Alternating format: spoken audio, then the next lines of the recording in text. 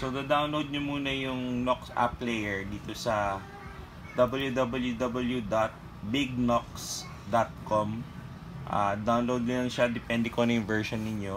So, kung Mac kayo, download nyo yung Mac version.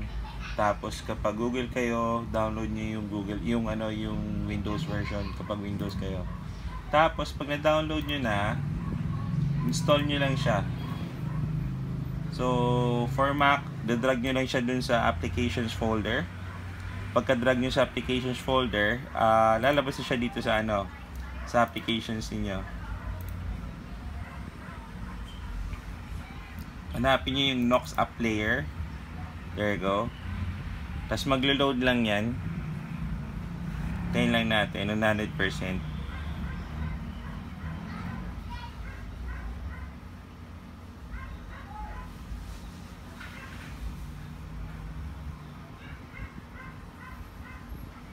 Yan. Tapos nakita nyo diba may Mobile Legends dito? Para ma-access nyo yung Mobile Legends, punta lang kayo dito sa Play Store. Yan, Play Store. Tapos search nyo lang siya. Apps and games, normally nandun siya sa mga top charts natin.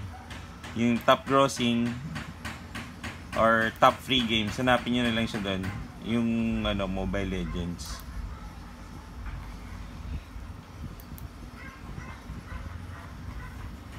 Na-download ko na kasi siya kaya na siya kaya wala na siya dito Pero normally nandito lang siya. Kung hindi niyo makita diyan, search nyo lang Mobile Legends.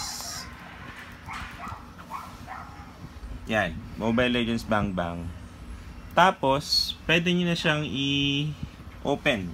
Once na-download niyo siya, open niyo na siya. As you can see, nasa laptop. Tapos nag-Mobile Legends ako. Yan siya. Wait lang natin mag-load para makita ninyo.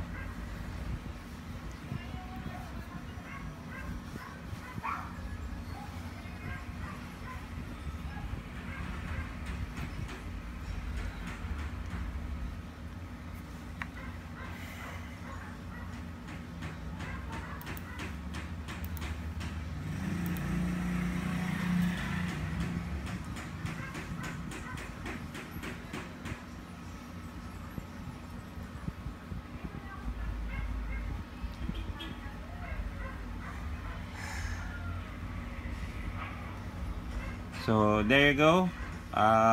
Mobile Legends using a computer.